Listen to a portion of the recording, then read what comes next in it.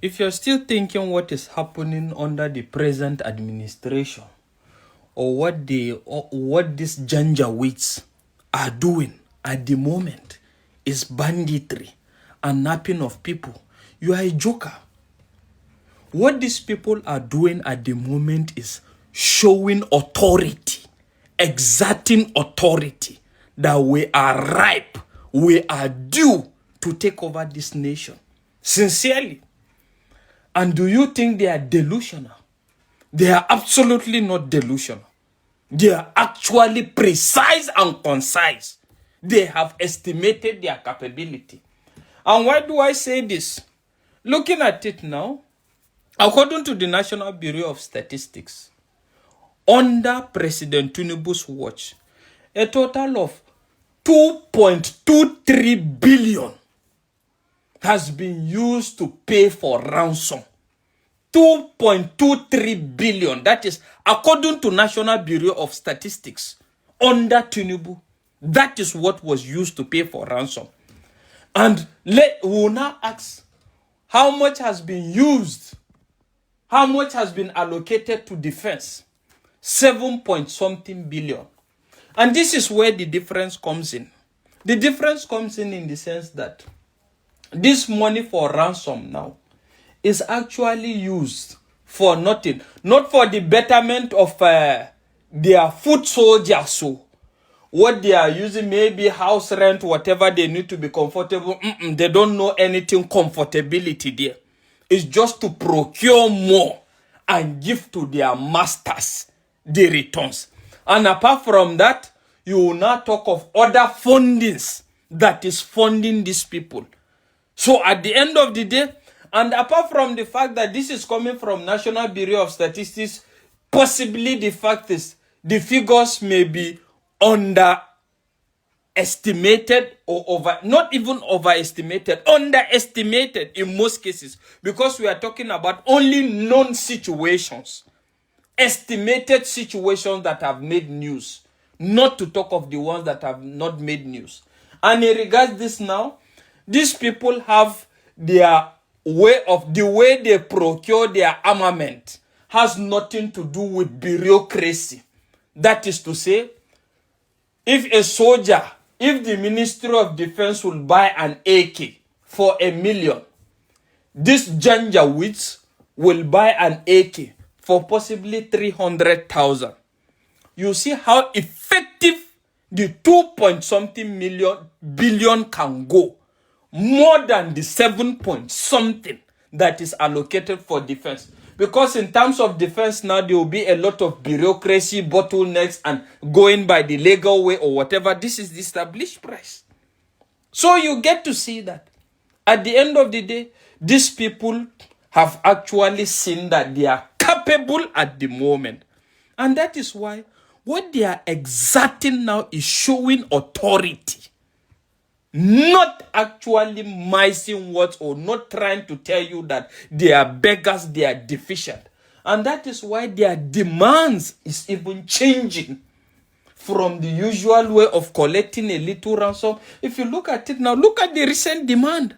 Look at the recent demand they demanded. Right? And at the end of the day, still in regards exerting authority, I am telling you, what these people are doing at the moment is a situation whereby this is the final place they have as their firm grip. If they don't get this, there's nowhere else, because other places are hot. Even as ordinary as Niger. Niger is hot for these people. Not even to talk of Burkina Faso and the rest of it. So this is the only place now they have. It's either do or die for them. And we have a redundant government.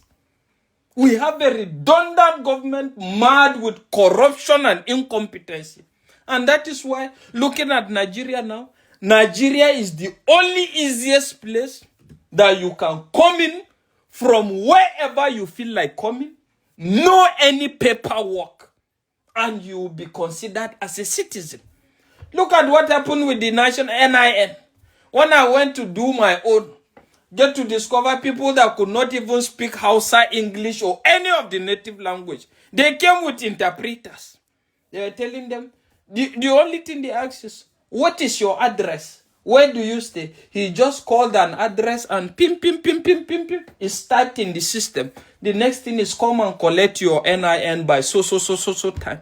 That is how it went. Let's talk about the road safety.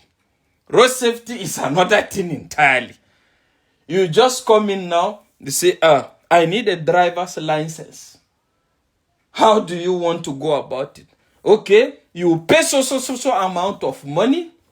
We are going to tell this driving school to raise a driving certificate for you.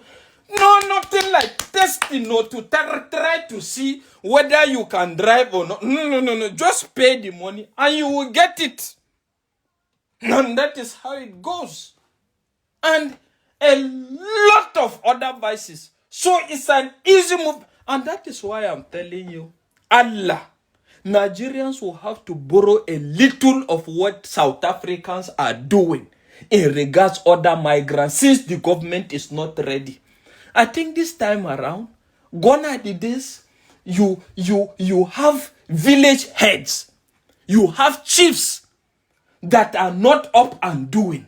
Allah, gone are the days somebody comes into your community from nowhere, no identity, no source of knowing him, because this is supposed to be the responsibility of the government, in the sense that anybody that comes into the community, there's a central data that assesses this is who he is, this is where he came from. But there's nothing like that. So, and as a result of that, they come in and some of the corrupt village chiefs accommodate them. You have a lot of houses. And at this point in time, I'm telling you, all house owners, landlords or whatever it is, must be registered to any local community at this point in time. Because gonna the day somebody just come out from nowhere and all of a sudden they are giving him house to rent. And before you know, and look at it. Am I lying? Look at, go to villages in Nigeria. See a lot of foreigners. And when they come, what do they usually do? They start with small kiosks. Give them 1 year. The next thing is you hear the man have turned allergy.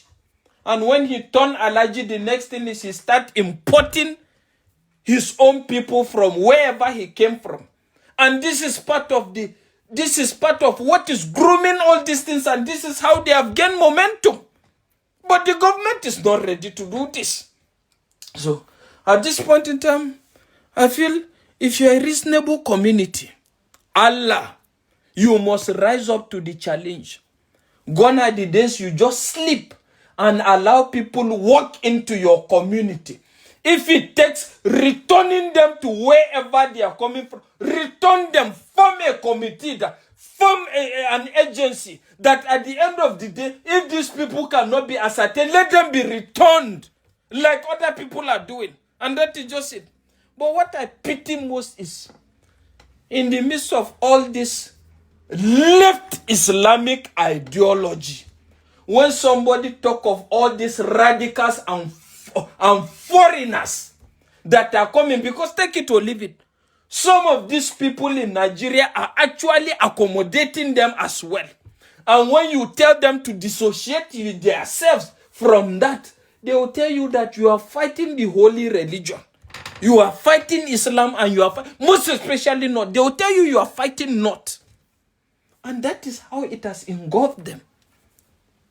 At this point in time, Allah, don't wait for the government. Do what needs to be done to protect yourself before you talk of election, whatever, whoever is going to come. Do whatever it takes. But if you think